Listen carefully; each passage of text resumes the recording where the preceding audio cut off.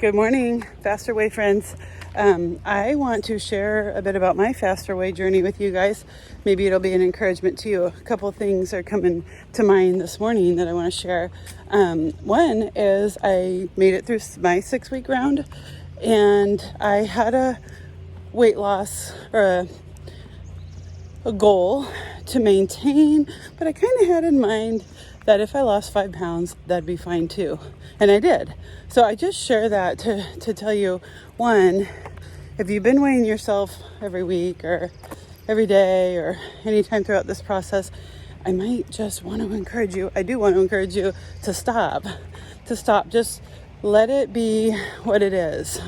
And then check in at the end and we can brainstorm from there. You know, if you lost some, keep going. You know, if you didn't lose some, keep going. And we can talk about some strategies to improve. Okay, so I just wanted to share that I did already tell you guys that the very first week I started, I was hungry and I thought, yeah, I'm going to lose weight, but I'm also going to feel so weak in the meantime. And then we shifted my macros and I don't feel hungry. I feel good. I feel hungry when I'm supposed to. And I lost some weight. So anyway, wanted to share that. And then another thing that I've noticed that I slipped on was using the fasting timer. And I started thinking about it like, okay, do I really need to use that? And then just now on my walk, I was reflecting on how it helps me. Because once I hit start my fast on that timer, I do not eat. And about 5 days or so now, I believe it's probably been about 5 days that I have not used it. And I had different things come up at night. So I'll just tell you, I had to drive to the airport really late the other night. And I'm not a late night person.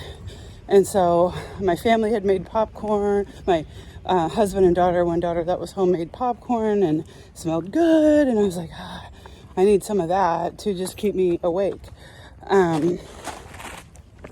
So I made some, and so it was later. I had no shame about it, by the way. P.S. No shame. It was something that I needed to have to keep me awake, all the things. So anyway, and then last night I had a gathering that I went to where let's see, I'm going to try to pause for a second. I went to a gathering that made it so I was eating later at night.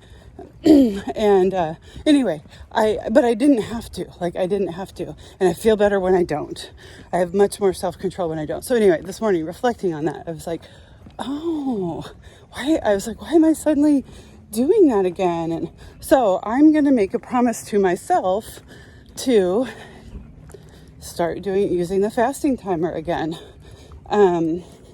I listened to a podcast recently where a man, I might have shared it with you guys, a man had lost over 300 pounds. And that was one of his rules of life that he lived by, is when he made a promise to himself, he did not break a promise to himself. So I'm not going to break this promise to myself. I'm going to start using the fasting timer again, and see how that goes. It was helping me. It was a tool that was helping me. So I'm going to use it again. And what he shared about the promises was that when you have someone, if you have someone in your life that constantly breaks promises, you're going to not trust them, right? You're going to, maybe the first few times you're like, I'm going to give them some grace, benefit of the doubt. But if they continually break their promise to you, you're not going to trust them, right? You're going to start probably thinking negatively about that person. And so why do we do that to ourselves, right? So that's my promise to myself this week, that I'm getting back to using the fasting timer. I'm wondering if you have any promises to yourself. Some people have made promises to themselves to walk 10,000 steps a day, 5,000 steps a day, 7,000 steps a day.